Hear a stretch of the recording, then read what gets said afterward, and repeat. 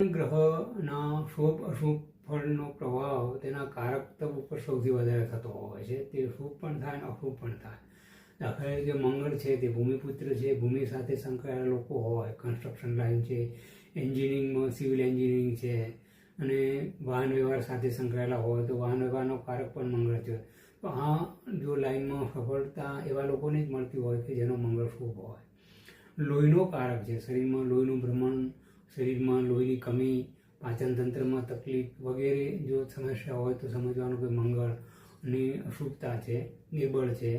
ભાઈનો કારક છે, ભાઈના સુખનો કારક મંગળ છે. વાહન વ્યવહારમાં સાથે સંકળાયેલા ધંધામાં જો મંગળ બળવાન હોય તો સફળતા મળતી હોય છે. પોલીસ ખાતા સાથે સંકળાયેલા મોટા મોટા ઓફિસર વગેરેનો કારક મંગળ છે. જે મંગળ પ્રધાન વ્યક્તિ હોય તે જ આ લાઈનમાં બહુ સારી નામના કમાઈ શકતા હોય છે.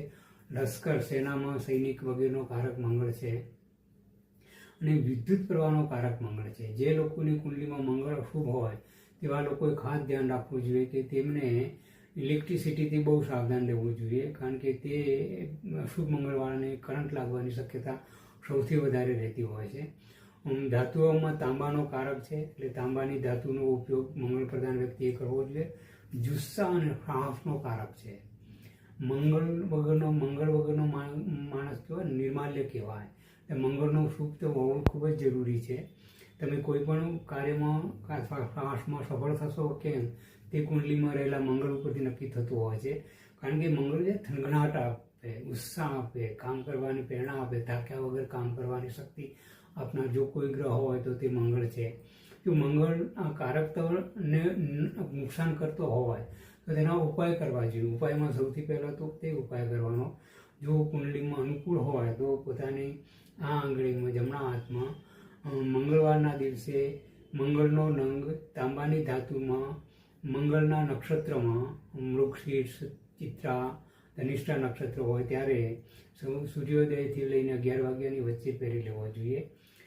ગોળ, દાળ, મસૂરની દાળ ખાસ કરીને અને લાલ કપડાં વગેરેનું દાન કરવું જોઈએ.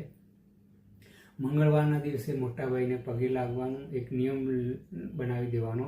દર મંગળવારે અપંગ વ્યક્તિને ભોજન આપવાનું, મિષ્ટાન ભોજનમાં મીઠી વસ્તુનું દાન કરવું જોઈએ. તેમાં જો કાયમ ના થઈ શકે તો 27 મંગળવાર સુધીનો એક નિયમ લઈ લેવો જોઈએ.